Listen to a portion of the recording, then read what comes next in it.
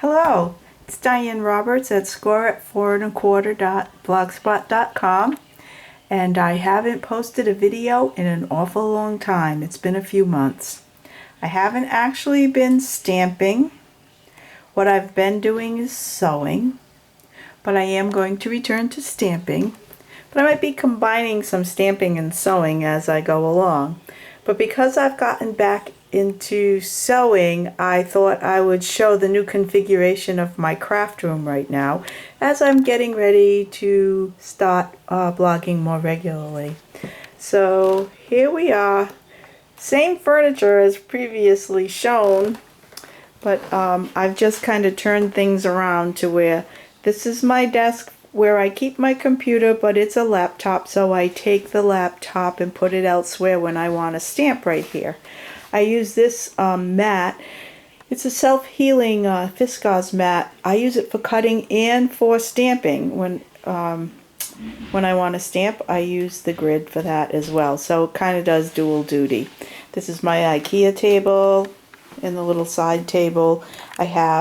This is basically a stamping area. I keep all my Big Shot dies here, and I have my little turnaround caddy for all my paper, scissors, and glues, etc. I've got a lot of scrap paper and things like adhesives that you need to have at your fingertips right at my desk. Then I have a lot of embellishments. All my Stampin' Up! Products are in here. Older embellishments, etc. I've got a lot of border punches in that drawer.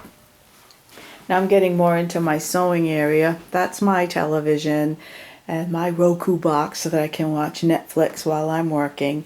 And this is basically supplies for sewing, for embroidery, machine embroidery. This section here in this cabinet is the embroidery unit for my machine. I have a Brother Dream Creator. I probably talked about last year having a Husqvarna, but I traded that machine in for the Brother. This Brother machine is very, very lovely. I really enjoy using it. I have some threads. I've got plastic over it in case they get dusty. I've got embroidery threads, and sewing threads there. I have a couple of really cute towels that a friend of mine, Nancy Drescher from Forever Embroidery, made for me. My dogs Molly and Zuzu are better than therapy, and it's okay to be different. She kind of was inspired by my banner cats from last year, and she made a little tea towel for me. It is so adorable. She even uses embellishments just as we do, with the crystal eyes and the crystal nose. I've got some threads. I've got some old-fashioned whale punches here. I don't get rid of any of my punches. I keep them all. And now here is I've got an arrow Kangaroo and Joey table here. This table opens out to be huge so that you can do your quilting. It opens up as big as this is, so I'm just able, my room's big enough that you can see I can pull my chair and pull that table back, and I'll have just as much space as you see behind me for a heck of a big table. This is my Brother machine. Got a little chicken pin cushion right here. This is another IKEA table, which used to be higher. I used it for stamping and doing a lot of assembly, but now I find that I need a lower height. This is actually 29.5 inches, just as my machine is, height-wise, and as my desk is 29.5 inches. That's the working size. So my husband just helped me this morning to get this down to 29.5 inches. And what's pretty cool about it is I can buy these little plastic sets of drawers that you can get at Michael's. And when you have your 50% off coupon, it's really worthwhile. You can keep all your 12 by 12 inch paper in here. That's basically where I keep all my Stampin' Up! Paper. And I got another viscose self-healing mat here with my my rulers for quilting. I'm learning machine embroidery and I'm learning quilting. Scissors, these are just the fabric scissors. And this is a pattern I'm working on. That's actually a little quilt I'm making. My daughter's going to be having a baby in October. I just recently found out. So I'm going crazy making baby blankets. This is a baby quilt that I'm working on. That's what that pattern represents. I pretty much have the top piece of the quilt complete. I'm going to do a little bit of I'm going to set the backing and the batting together on it today and start my quilting. Here is my big cutting table that I use for all my Stampin' Up! Work. My cutting table, this is a little higher because this is what I need. When I'm cutting paper or stamping, I like to be a little higher. So this works well. Both my ink caddies are here. I've got some scraps here that get out of my way. Oh, my paper pumpkin from this month I haven't worked on yet. All my acrylic blocks are there, and my Stampin' cleaner, my Stampin' pad, and my Big Shot, my other. So this is, and it serves double duty with my magic sizing for when I'm ironing my fabric. This is very convenient because this iron can go anywhere in the room, which is really nice. Then I have more supplies. I have a lot of my former stamps from Stampin' Up! And other company stamps in those boxes here. And these are all completed cards in these boxes here. They're labeled so that I know there's my holidays, congratulations, miscellaneous. I have a whole box of thank yous. I've got special cards and projects that are going on there. And there's a box of envelopes.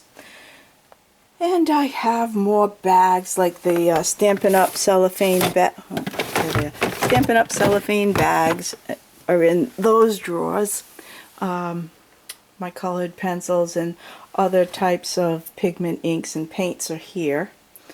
And then I have pens, and I have some of the my embossing powders are in those containers.